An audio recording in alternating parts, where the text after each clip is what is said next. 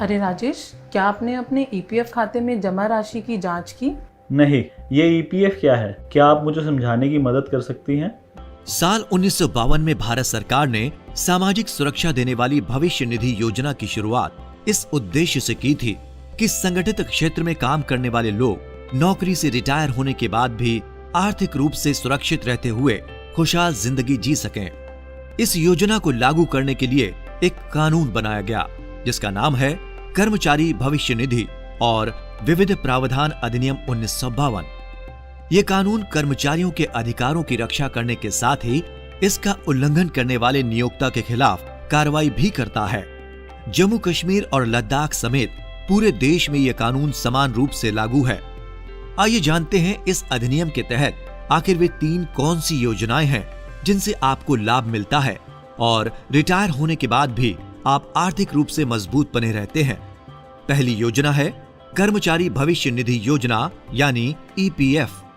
इसमें आप नौकरी करते हुए भी अपने पीएफ खाते से जरूरी कामों के लिए कुछ पैसा निकाल सकते हैं।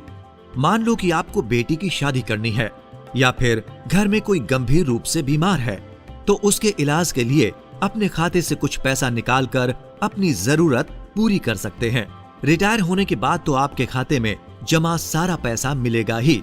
नौकरी करते हुए अगर किसी सदस्य की मृत्यु हो जाती है तो उसके परिवार अथवा नामित व्यक्ति को पीएफ का पूरा पैसा मिलता है। दूसरी योजना है कर्मचारी पेंशन योजना यानी ईपीएस, जिसे 1995 में लागू किया गया था। इसका फायदा यह है कि इसमें सेवानिवृत्त होने के बाद सदस्य को हर महीने पेंशन मिलती है। इस पर अधिक जानकारी के लिए आप हमारा वीडियो देख सकते हैं जिसका लिंक डिस्क्रिप्शन बॉक्स में दिया जा रहा है। एक और योजना है जिसे कर्मचारी निक्षेप सहबद्ध बीमा योजना यानी ईडीएलआई कहते हैं। यदि नौकरी करते हुए किसी सदस्य की अचानक मृत्यु हो जाती है तो उसके परिवार को बीमे का पैसा मिलता है। अधिक जानकारी के लिए हमारी पिछली वीडियो देखें जिसका लिंक नीचे डिस्क्रिप्शन बॉक्स में दिया जा रहा है। अब आगे बताते हैं कि ये कानून किन प्रतिष्ठानों या फैक्ट्रियों पर लागू होता है।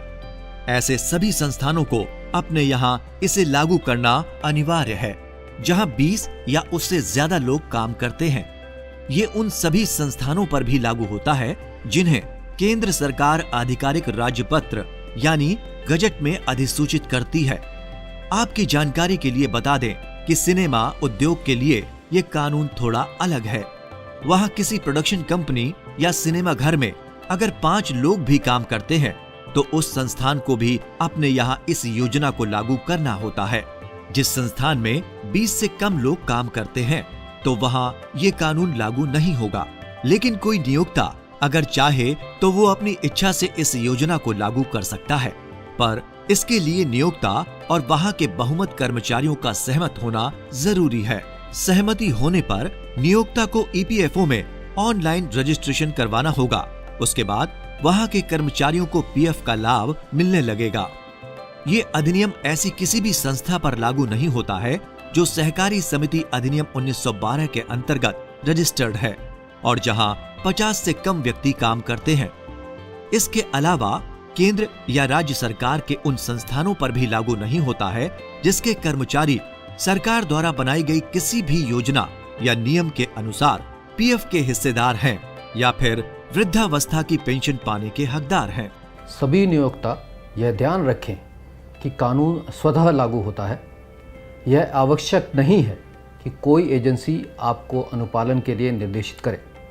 जिस दिन आपके प्रतिष्ठान में 20 कर्मचारी हो जाएं, उसी दिन आप ईपीएफओ की वेबसाइट epfindia.gov.in पर जाकर OLRE पोर्टल पर अपना रजिस्ट्रेशन कराएं और कोड नंबर प्राप्त कर लें।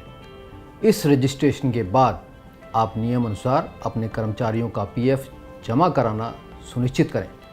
यदि कोई नियोक्ता स्वतः अनुपालन नहीं करता है तो ईपीएफओ उसके विरुद्ध नियमानुसार कानूनी कार्रवाई कर सकता है। जागरूक बने, सतर्क बने, सुरक्षित रहें। जय हिंद।